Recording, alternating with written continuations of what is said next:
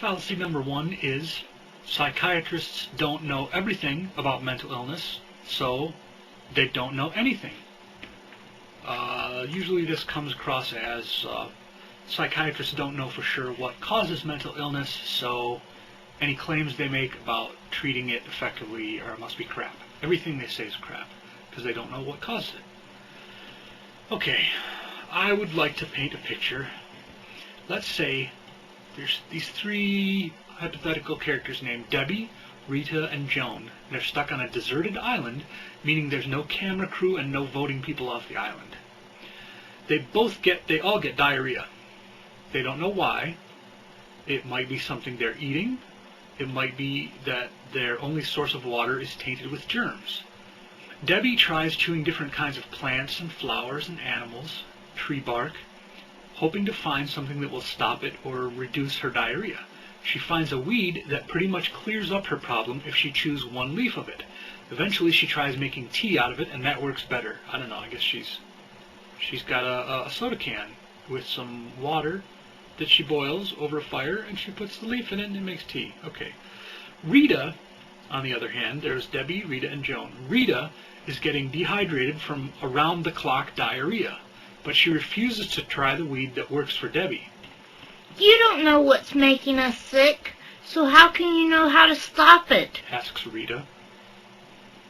Debbie says, I don't need to know what causes our diarrhea. I can observe that this thing stops it. I'd like to figure out why, and as soon as I can make a bamboo microscope and wait for those biology textbooks to float ashore by chance, I'll set out to it. Until then, at least I can keep using this weed, which I have experienced working for me. Fallacy number 2. They're not in any particular order. This is just what I wrote down. The results of psychiatric meds are not consistently effective. It helps some people and doesn't help others. Oh my God, it must not really be helping anyone. Okay, let's go to our, what I like to call Gilligan's bile. For the example, Debbie and Rita have strong personalities, but Joan is more of a follower. Rita tries to talk her out of trying the weed, but Joan would really like some nice solid stool for a change. Joan tries the weed.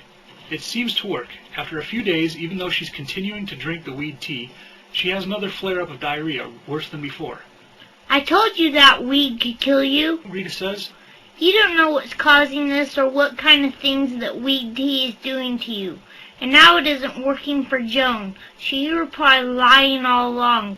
She's saying this to Debbie, the original weed tea advocate.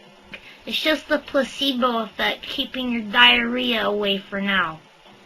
Debbie says, I'm sorry it's not working for you, Joan, but not all treatments work for all people.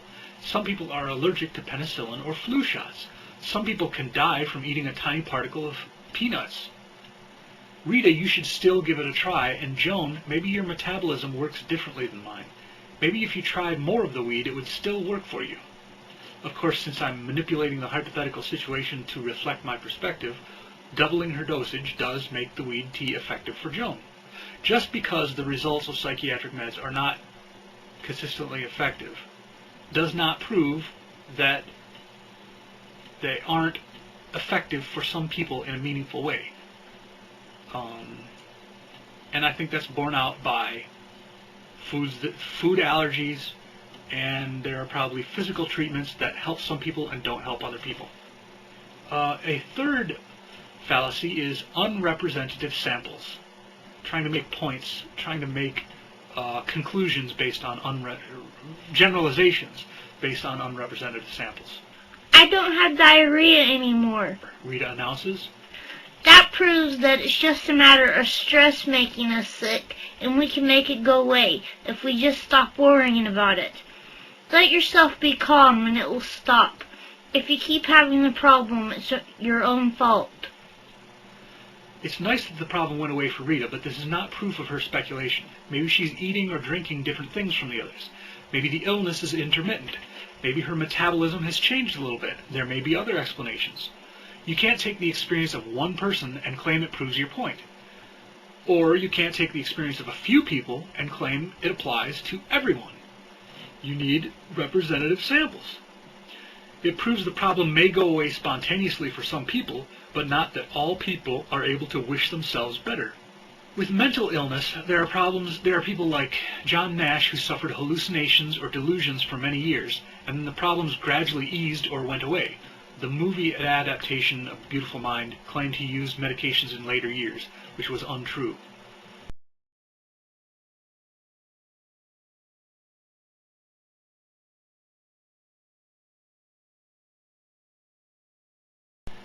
I know that some people with mental illness are able to survive or prosper without medication.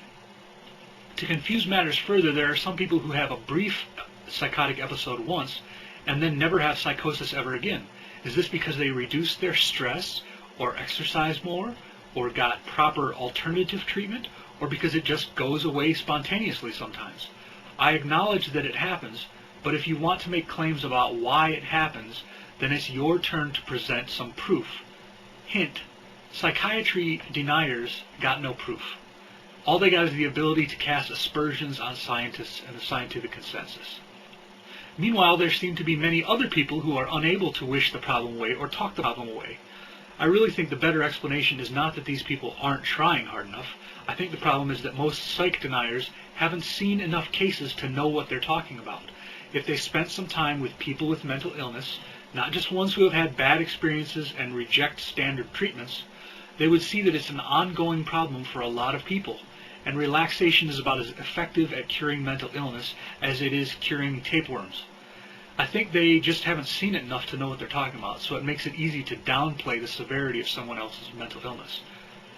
And also makes it easy to play up the side effects, problems of the side effects, and to minimize the effectiveness of the treatment. They just don't see any of this shit in action, so I think they have one or two bad experiences. They know some people with bad experiences, and they think that everything is bad experience.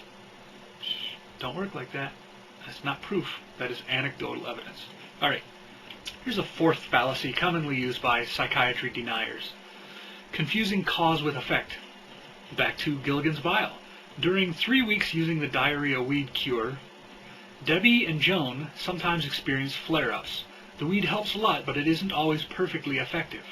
One day, while Debbie is having a flare-up, Rita says, "The only reason we ever had diarrhea was because of that weed." Debbie buries her forehead in her hand. What makes you say that? You drink that weed tea and then you get diarrhea. Clearly that weed causes diarrhea. The reason you keep having it now is that you keep drinking the diarrhea-causing weed tea. I bet that stream where we get our water has some of those damn weeds falling in it somewhere upstream. So we've only had diarrhea all this time because of your weed. Debbie throws up her hands. That means she goes like, "Whoa!" There's her hands. No, that's not hers. She goes, okay. Joan, on the other hand, is learning not to be a follower. She says, "I'm not sure, Rita. Maybe something else is causing the problem, and the weed is only partially helpful at preventing it. That would be another explanation for why we sometimes get the problem still. And it seems so effective most of the time. I get it worse when I stop drinking the tea for a day or two now. Your theory doesn't really jive with our experience." You're all in cahoots with the big weed pushers hiding somewhere on the island.